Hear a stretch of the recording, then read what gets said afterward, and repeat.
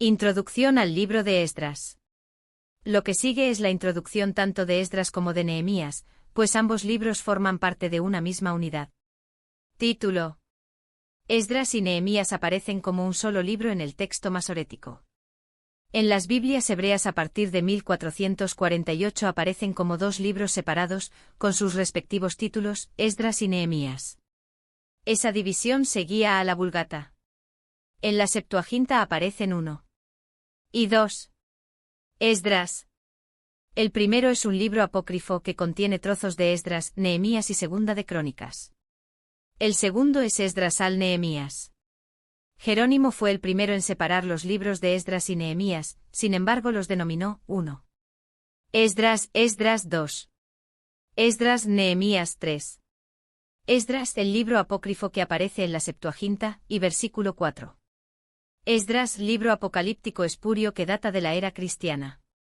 En las Biblias católicas de Nácar al-Colunga y de Jerusalén no aparecen versículo 3. Y versículo 4. Esdras. Autor. Esdras y Nehemías forman la continuación histórica y literaria de los libros de Crónicas, y un estudio de su estilo y lenguaje revela que quizá tuvieron un mismo autor. La tradición judía, el Talmud, nombra a Esdras como autor principal, Baba Batra XV, y a Nehemías como el que completó la obra. Aunque en el libro doble Esdras al Nehemías no se pretende que hubiera sido escrito enteramente por Esdras, no hay nada en su contenido que no pudiera haber sido escrito por él. El autor usó material de fuentes autorizadas del tiempo de Zorobabel y de su propio tiempo, y también informes tal vez escritos por Nehemías. El cambio en los pronombres de la versículo primera persona a la versículo tercera del singular no es una prueba de que hubiera varios autores en las secciones que tratan de la obra de Esdras, versículo tercera persona, capítulos versículo 7. 1 al 26, versículo 8, 35, 36, versículo 10, 1 al 44, versículo primera persona, capítulos versículo 7, 27 a versículo 8, 34, versículo 9, 1 al 15. Y la obra de Nehemías, versículo primera persona, capítulos versículo 1, 1 versículo 7, 73, versículo 12, 27 a versículo 13, 31. Versículo tercera persona, capítulos versículo 8, 1 versículo 12, 26. Cambios tales aparecen también en la literatura antigua que no es bíblica, ver comentario de Esdras versículo 7, 28. Siendo que las diversas listas de sacerdotes y levitas presentadas en Nehemías 12 terminan por el 400 a.C., ver comentario de Nehemías versículo 12, 10, 11, 22, el libro parece haber sido escrito alrededor de esa época, que es el tiempo de Esdras y Nehemías. Esdras era escriba, Esdras versículo 7, 6, y estaba ansioso de dar a conocer a su pueblo los escritos sagrados, ver Nehemías versículo 8, 1 al 8. Habría sido sumamente extraño que un hombre como él no hubiese tomado las medidas necesarias a fin de conservar para la dirección y 322 edificación de la posteridad un relato exacto de los maravillosos acontecimientos de su época. Por lo tanto, es enteramente apropiado considerar a Esdras como el autor inspirado de los libros de Crónicas, Esdras y Nehemías. Al escribir, fue guiado en la selección de los registros públicos disponibles, tales como decretos, Esdras versículo 1, 2 al 4, versículo 6, 6 al 12, cartas, Esdras versículo 4, 11 al 16, versículo 5, 7 al 17, listas, Esdras versículo 2, 1 al 67 y otros testimonios documentales. El hecho de que dos secciones de Esdras fueran escritas en arameo, capítulos versículo 4, 8 a versículo 6, 18, versículo 7, 12 al 26, se ha presentado como evidencia de que su autor fue muy posterior al tiempo de Esdras. Esto se decía en un tiempo cuando solo existía un conocimiento fragmentario de la difusión y el uso del arameo en el Imperio persa. Este argumento ha perdido su valor desde el descubrimiento de numerosos documentos arameos de distintas partes del reino persa y de muchos documentos judíos arameos de Egipto, del tiempo de Esdras y Nehemías. Hay una gran similitud entre el arameo de estos documentos y las partes arameas de Esdras.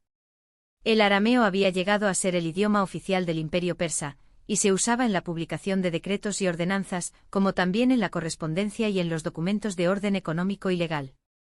De ahí que personas letradas como Esdras fuesen bilingües y pudieran hablar y escribir tanto en su lengua materna como en arameo. En verdad, el uso del arameo se extendió en forma tan amplia que se esperaba que quienquiera que pudiese leer supiera arameo. De esta manera, el autor de Esdras podría esperar que sus lectores entendieran sus secciones arameas. Esto explica el hecho de que no le pareció necesario traducir al hebreo los materiales arameos que usó. Acerca de documentos arameos de la época, ver las páginas 81-85. Marco histórico.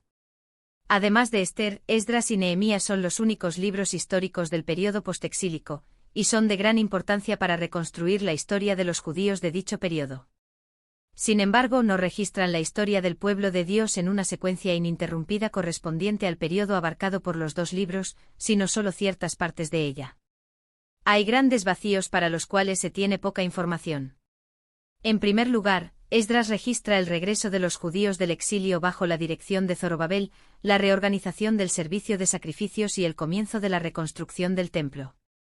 Todos estos sucesos ocurrieron en el lapso de unos 2 años, a principios del reinado de Ciro. Durante los siguientes 13 años, la obra progresó lentamente por causa de la oposición. Luego aparece un relato de la reanudación de la construcción del templo y su terminación y dedicación en tiempos de Darío I. Esdras no deja registro de casi 60 años siguiente. Después, en 457 a.C., Esdras fue enviado de vuelta a Judea por el rey Artajerjes, con amplia autoridad para reorganizar la administración de la nación según la ley mosaica. Relata su regreso y algunas de sus reformas, pero nuevamente interrumpe el hilo de su narración durante más de 10 años, hasta que aparece Nehemías en el escenario como gobernador, e informa de sus actividades en el libro que lleva su nombre.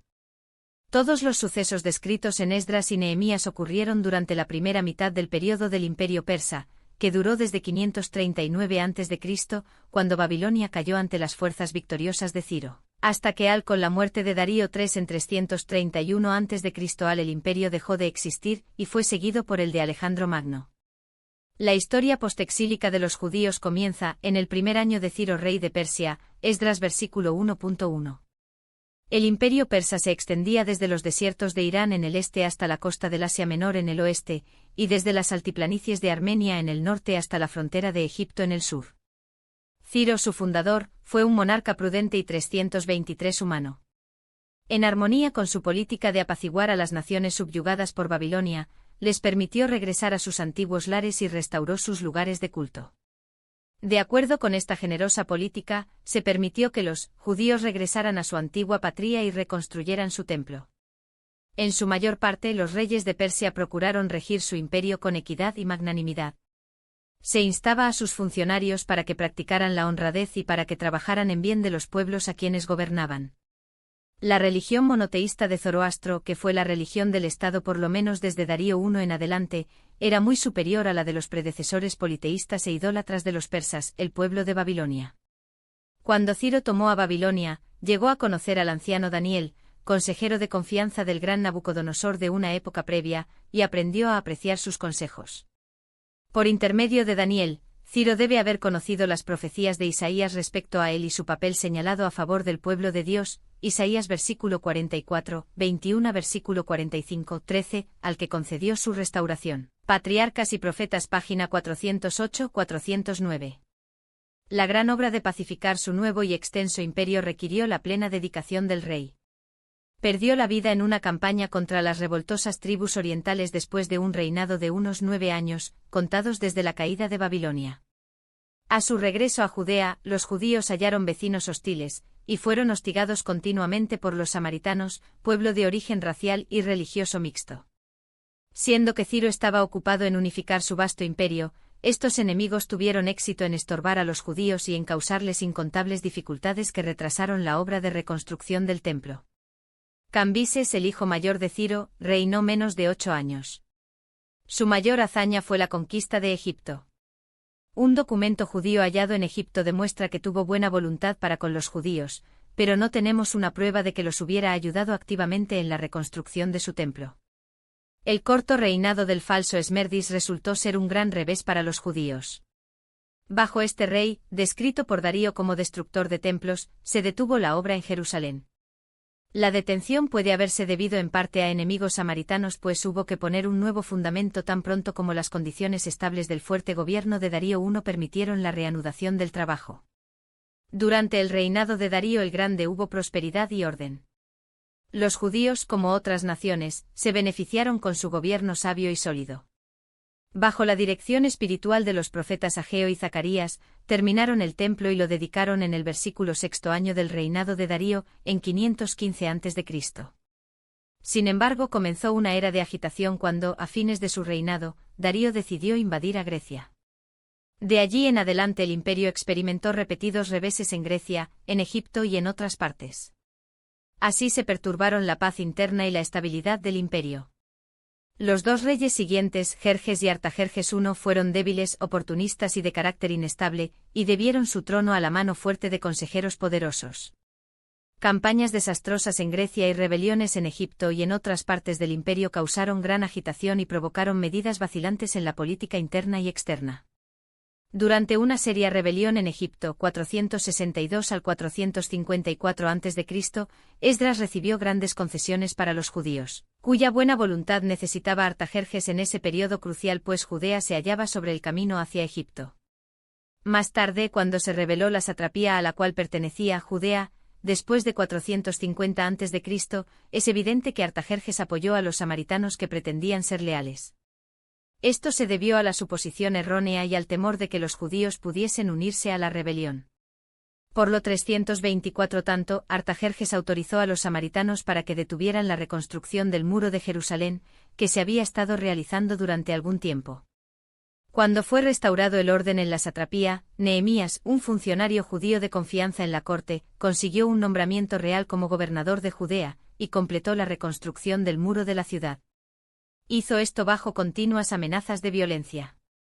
Sirvió como gobernador durante 2 periodos, y demostró ser un hábil organizador y un capaz dirigente religioso. Puso un fundamento político, social y moral comparativamente sólido que resultó de gran valor en los tiempos turbulentos que siguieron. Tema: Esdras y Nehemías son libros históricos documentales que registran la realización del plan divino en la restauración de los judíos. Así se les concedió otra oportunidad de cooperar con los propósitos eternos y demostrar su derecho de existir como nación. Además, esta narración muestra cómo se cumplieron las profecías de Isaías y Jeremías, y proporciona un material documental valiosísimo mediante el cual se advierte que las profecías de Daniel 8 y 9 están claramente ligadas a hechos históricos comprobados. Por medio de una serie de ejemplos instructivos, Esdras y Nehemías ilustran cómo unas pocas personas pueden hacer grandes cosas para Dios cuando son guiadas por dirigentes piadosos, sinceros, abnegados, y al mismo tiempo intrépidos y determinados. Una buena parte del contenido de estos libros edifica y fortalece la fe en la dirección infalible de Dios. Introducción al libro de Esdras.